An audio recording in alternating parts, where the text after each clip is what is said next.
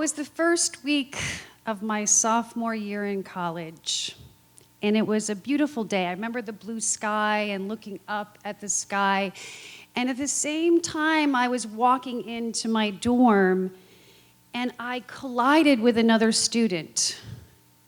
And after we stepped back and recovered a bit, I looked up at him, and he was really good looking. And he looked down at me and said something cheesy like, "Whoa, what's your name?" And I managed to tell him my name and get his name. And then I stood there as he walked away, and I said something really cheesy to myself. I said, "I'm gonna marry that guy." So fast forward 5 years, and I married that guy. And we were enjoying our first year of marriage. Unfortunately, during that first year of marriage, we also found out that Mike was dealing with a terminal illness. So the doctors couldn't say when, they couldn't say how, but they were not optimistic. There was only so much they could do, and they would do whatever they could. But they encouraged us to make the most of our time together. So we did. And it was hard and wonderful at the same time. We had 15 years together. And Mike was mostly healthy. He did get sick at times, and he would recover. He outlived a lot of projections of how long he would live. And we made it through, and we made the most of those 15 years. Unfortunately, after those 15 years, Mike got sick. And this time, weeks went by, months went by, seasons went by, and he wasn't getting better.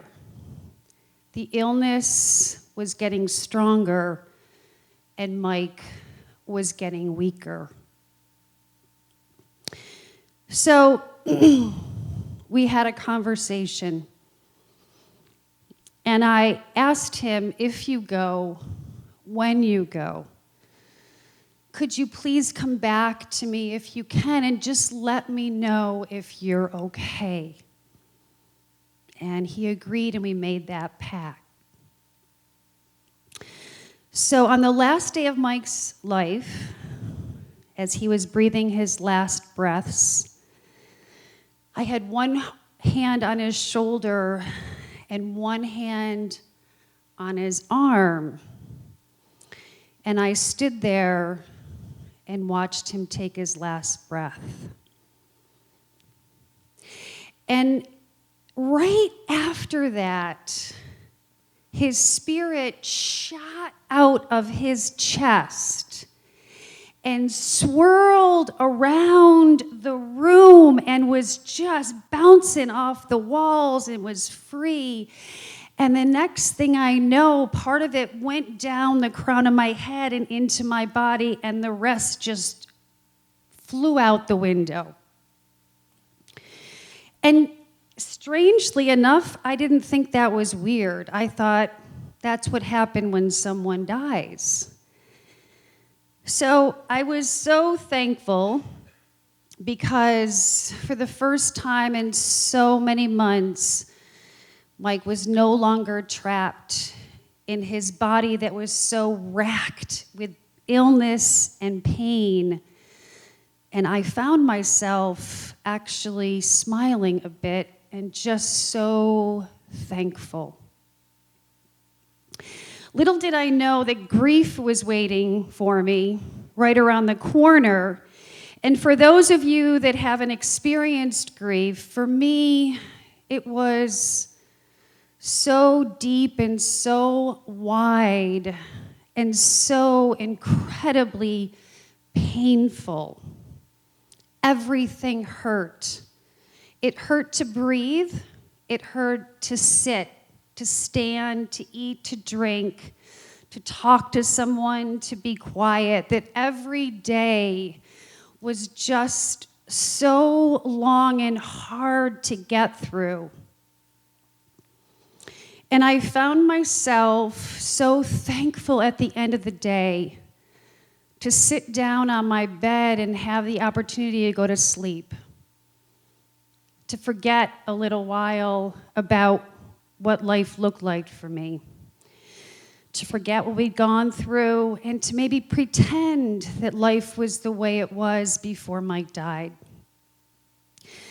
So one night it occurred to me where I said to Mike,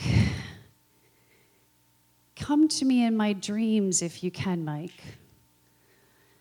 And so I experienced that he did. There were times where I had these beautiful dreams. He'd come, and it was just so peaceful, and he was not like he was here, but he was at peace and not in pain. And it helped me get through those long, dark days, knowing that I could escape into the dreams at night. And then I got an idea one night where I sat down and I said, "Mike, don't come to me in my dreams tonight. Take me to where you are." So I laid back in bed and I relaxed, and I remember laying on my back, peaceful, comfortable, closing my eyes.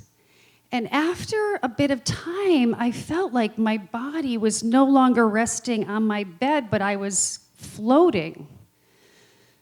And the room was still around me, the walls, I could sense the walls and the bed beneath me, but I was lifted up. And then I saw just, words can't really describe, like this, closest I can come to it is this incredibly beautiful sky with these fireflies kind of flashing about. And beyond the physical beauty of it was the overwhelming sense of love. It was almost too much to bear. It was all around and in me and around me, and it was spectacular and terrifying at the same time. Mike died in 2002, and I've had a lot of years to reflect on that experience. And sometimes I think the mind is so wonderful to help us heal and to get us through what we need to do that it takes us places. And then there's times where I say, that was so much more. And I can tell you, since that experience, I've never asked to be taken where Mike has been taken. I feel he kept his part of the bargain, and there's only so many of those encounters I can handle in this lifetime. Thank you.